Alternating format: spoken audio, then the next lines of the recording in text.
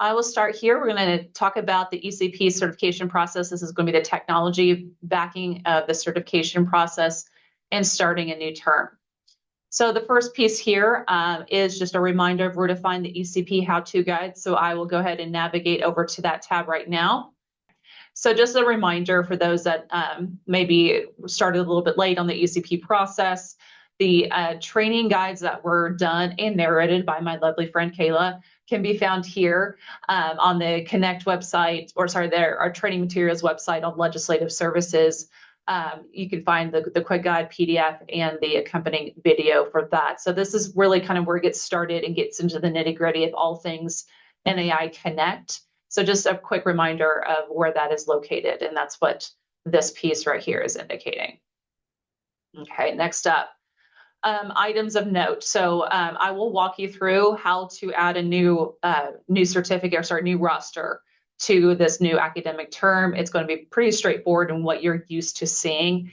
I'll go ahead and give you some spoilers, and I know some of this may not be the best news to see or hear today, but we'll get through it and we'll try to add in some adjustments where we can. So I'll show you here in a second how you can bulk add your student athletes from the previous term who are certified under that specific sport roster. So this example right here was adding women's soccer athletes from a previous roster in the previous term. So you are able to add in all your student athletes that were certified under that roster. And then you all have your shortlist examples or search boxes, as well as you have your unassigned student boxes that you're used to seeing right now to add students. But I know one of the big concerns was how are we going to add in students under a specific sport, and you will be able to easily bulk add under one click all student athletes that were under that roster previously. Unfortunately, particular student data that you're used to seeing in the previous NAI help system of maybe terms of attendance or something that was saved from the previous roster will not roll over to this new roster. So you will be have a blank situation with a student athlete as you're diving into the certification. So the best practice would be to be ready with a previous term's eligibility certificate or Excel documents to have that student information on hand as you're ready to dive in and start to certify all your student athletes under your new roster for the new term. So I'm going to go back here and let's start from scratch. I'm going to go home so you can see from the very beginning. This is going to be under my NAI test school, so some of the information might be slightly different from what you'll see, and I'll show you here in a second, but for the most part, it will make sense once you start going through it. So you can create a new roster, and I think I'm going to choose, I think men's bowling. I did do a men's bowling in the fall 2024 term, so now I'm going to do it for spring of 25, competition level varsity, click next. And I will get to this section here in a little bit, but I know a frustration that definitely has been is there's been a tech kind of, I don't know, function that was preventing competitions that happened prior to the first day of class occurring, and then also prohibiting adding competitions after the end term. So we're working on, and it should be relatively soon, we're working on removing that barrier. So you should be able to put down the first date of competition that's going to be before class at any point in time. So I'm going to make up, let's say January 6th through end of term. Let's make it April, May, make it May 12th next. Okay, so verify this information, and remember that once you create the roster, that's what you're working with. You cannot create another duplicate men's varsity roster, men's bowling roster for the spring 25 term. So you'll need to make sure that this is all good. If you need to change the start date or end date, you can contact us in Legislative Services or NAI Connect, and we can make that change for you. Okay, so here's going to be an example of how to add students in one big bulk. Again, since this is just NAI help, NAI system, test system, you would have other search boxes of like shortlist and so forth. But here we'll go to add students. I'm sorry, I said that a little too soon. So here you would have the extra box of the shortlist, but since this is just NAI test school, we don't have the shortlist box here, but you would have that as a search function as well. So the assigned students are going to be the students that you certified under this sport in the previous term. You'll have your shortlist search box as well as the unassigned students. So they could be students that are at your institution. You can search by ECID in that as well. But we're going to go ahead and click here. And you just simply click the box next to first name that highlights everybody that we had created and made for the men's bowling roster in the previous term. We're going to add students to the roster and simply click done. And now you have the roster that you're used to seeing. You'll do the sport, create a roster. We're going to go to home. And so now you have your roster that you're used to seeing. Any questions on that so far?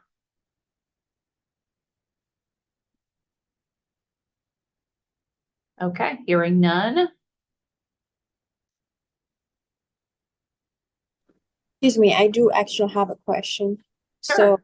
So, how do you delete a student that you accidentally added twice onto the roster? Okay, so since creating some of the or doing some updates, you should be able to now delete students who are showing to be on the roster twice. So this screen may not show it as clearly, but you can go to add and remove it. So the hiccup of adding students twice to a roster, my understanding, you could correct me if your situation is a little bit different. Some of those errors were happening early on, and we were able to jump in and work with our programmers to remove students. So you can remove students here. Should not show two students at once, but if that is a tech glitch that you've experienced or do experience moving forward, please let us know. But you should simply be able to remove students here that have not yet been certified or locked in on a certificate from this tab right here.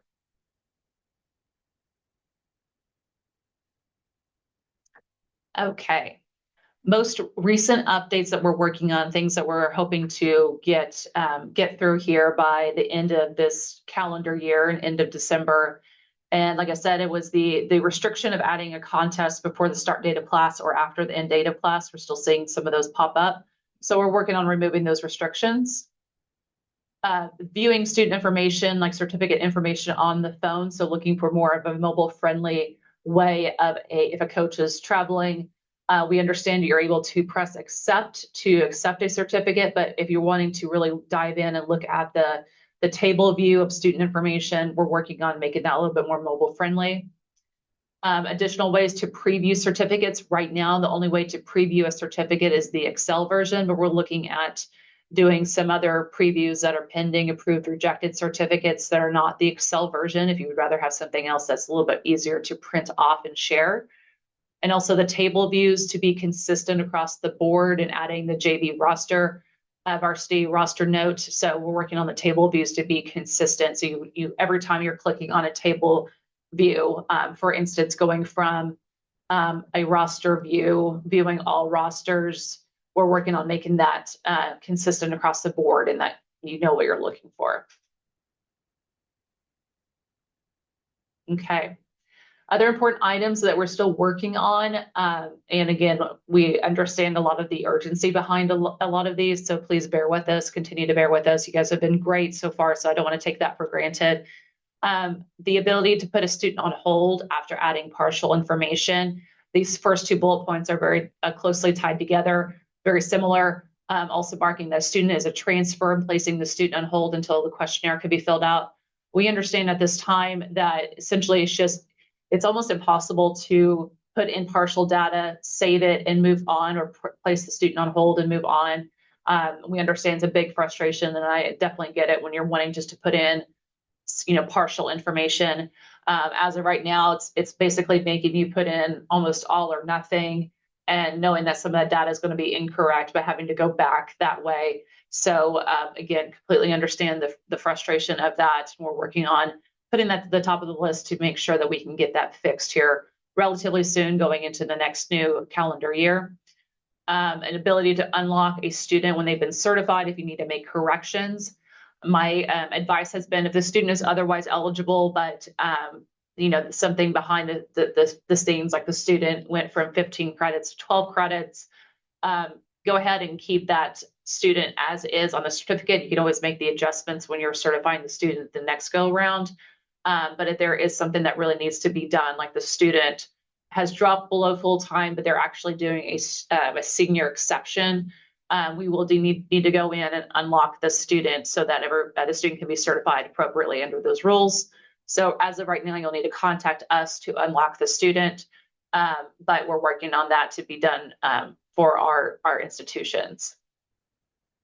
The PDF certificate, we also understand right now it needs to note the exceptions or other kind of comments that we used to have available that was printed on the PDF right now are not showing on the PDF. So we're making sure that that's going to be corrected here rather soon.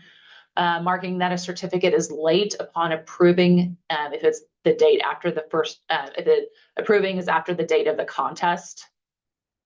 Select the default listing scheme. We know that just viewing, you can go in and default the roster by, say, last name. And then if you go in to make an adjustment, excuse me, grab some water.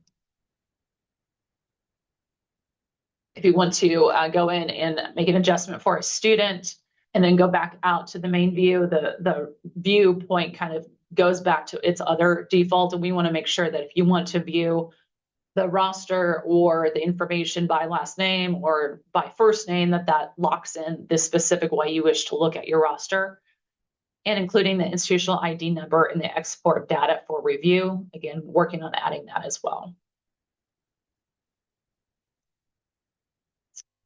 Okay, reminders. This is a quick reminder video that I put in here to share. Essentially what we were seeing is, I'm going to go to, let's go to ECP rosters. I'm going to go to a fall roster. And the concern was we're going to go to certificates, and let's view this certificate.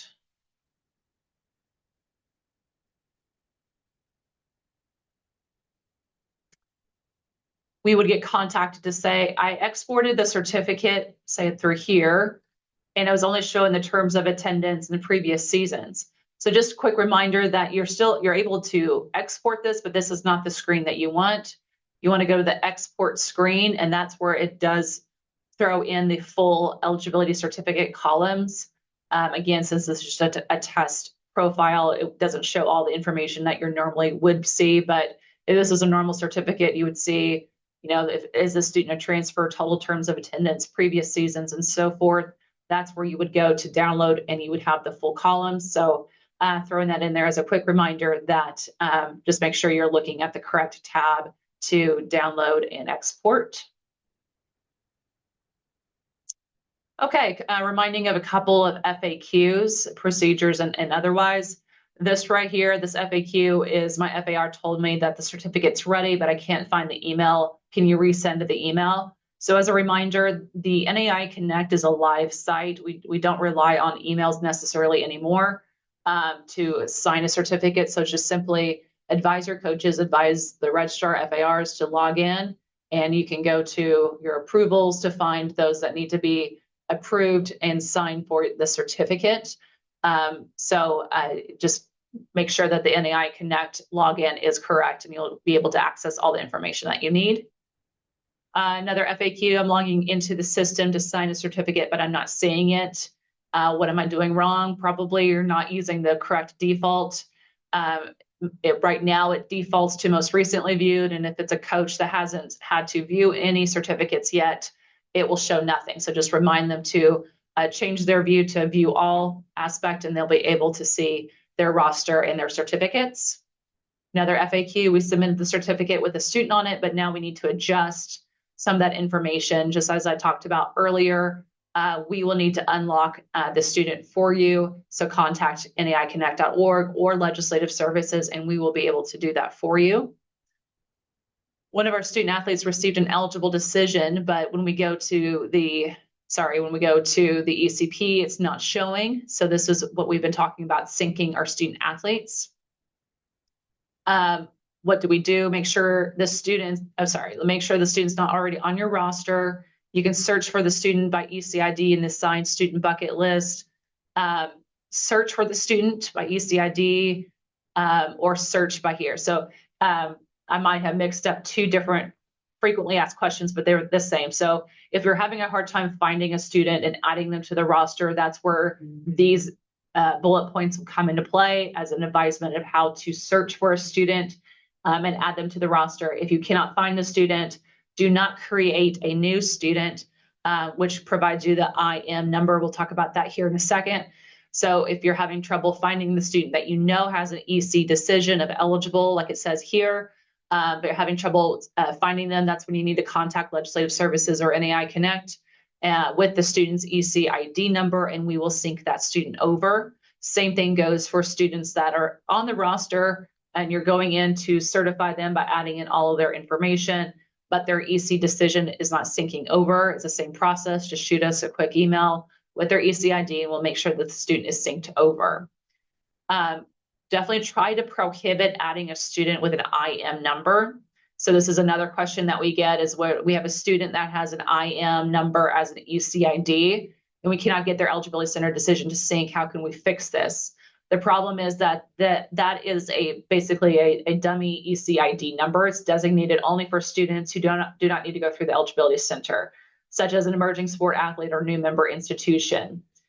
These students will not have an EC decision. So simply select the exception to the EC decision box to override the requirement if the student meets the criteria for either emerging sport or new member.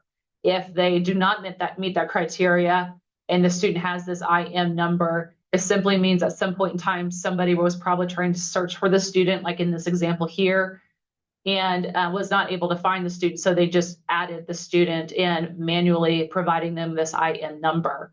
So the problem with that now is that the student's EC decision will not connect. You'll need to remove that student off of the roster, add in the student under the correct EC ID number by these avenues. If you need to do that, you can also contact Legislative Services or NAI Connect to walk you through that. But just kind of as a reminder, the IM number is only for student athletes who are either emerging sport athletes or a new member institution who do not need to go through the eligibility center and received the exception to that process. Any questions?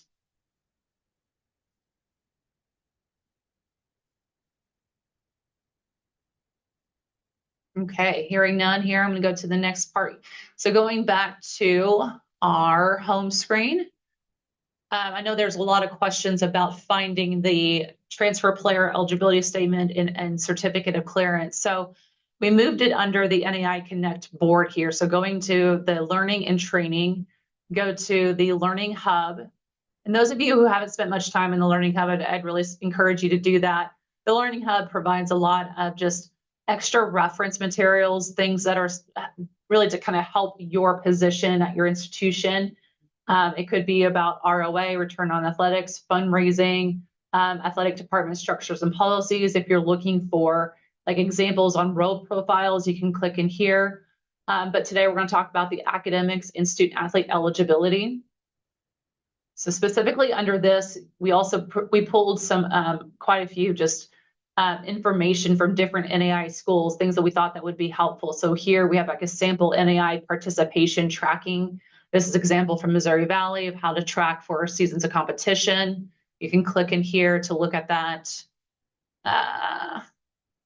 Go back to the catalog. Some of our past presentations, a sample advanced assignments for a missed class, FERPA releases, and so on and so forth. But for today, I want to draw your attention here. We've uploaded the transfer player eligibility statement in the NAI certificate of clearance. So we're going to go here. Both of these are now uploaded as a Word document, so that will make it easier for you all to download and add in information for yourselves by typing information in. Transfer player eligibility statement, instructions and signing for the student athlete, the questionnaire, and then the competitive experience form if it's applicable to the student athlete's history. You can add that here as well. If it's not needed, then don't worry about it. So there's that one that you can download. And the certificate of clearance. I do want to bring this one more forward and centered.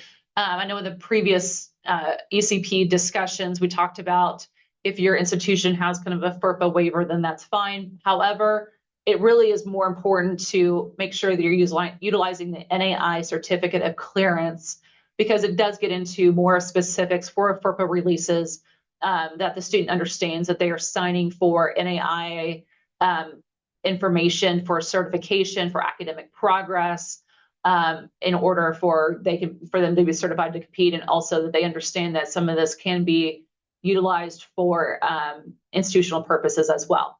So again, this has also been added as a Word document that you can download and edit yourselves. Even if you're utilizing maybe just this wording here and then adding it to like an Excel sheet, so you're not having to manually type in students' names, you can utilize an Excel sheet, or I know some institutions utilize a Google Doc. I would just encourage that you're utilizing this wording right here to make sure that you're encompassing the FERPA release agreements specifically for NAI athletic eligibility. Any questions with that, or any questions about the hub itself?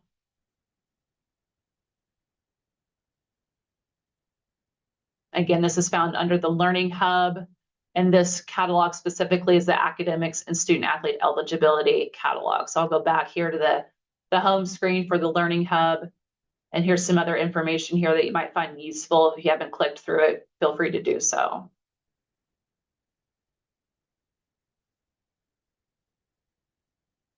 Okay, to wrap up today's presentation here, just a reminder of links to rules and quick guides. So last week's presentation was on the bylaws pertaining to eligibility certification. So if you needed to look through that, you can look at the deadline to certify student athletes within 30 days, or what happens if you have a new student that you need to certify. That can be found here, as well as 3 interp articles about mid-year certification, transfer students eligibility, and eligibility for freshmen. Okay. So I'm going to stop here. I see a couple questions coming in, so I am going to stop sharing my screen and take a look at these questions. So, okay, first question is, when on a certificate page, it shows the certificate name, all the numbers. Is there a way to include the sport name as well? So yes, we're working on creating this view list to be more consistent across the board. So we are working on, when you're looking at the certificate page, we have the certificate name, and we'll add in a column for the sport, student name, and ID number as well.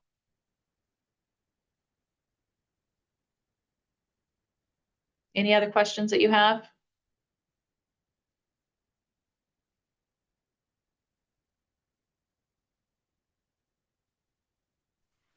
Brenda, I have one.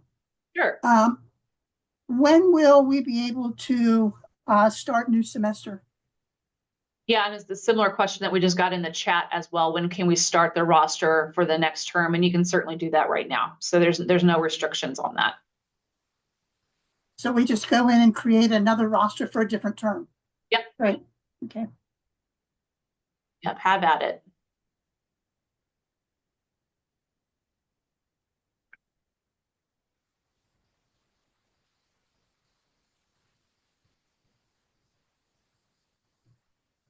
Any other questions or concerns or things that I identified as a need for an update that maybe you guys did not see in my presentation?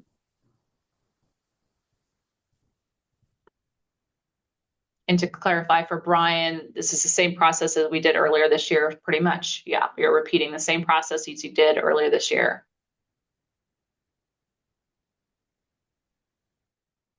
Okay, so for where do you find the links to the rules quick guide? You can click into the presentation itself, and go back and share my screen again.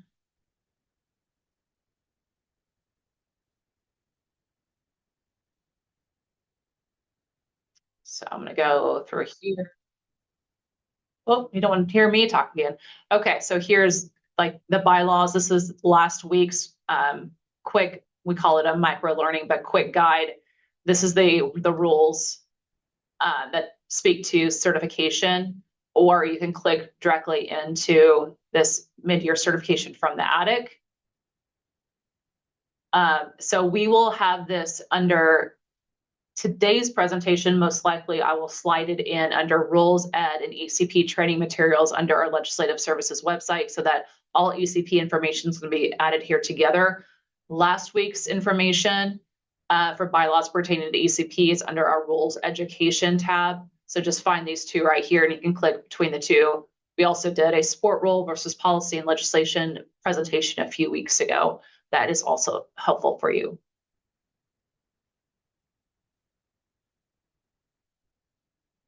Great. Thank you, Kayla, for doing that. Love that.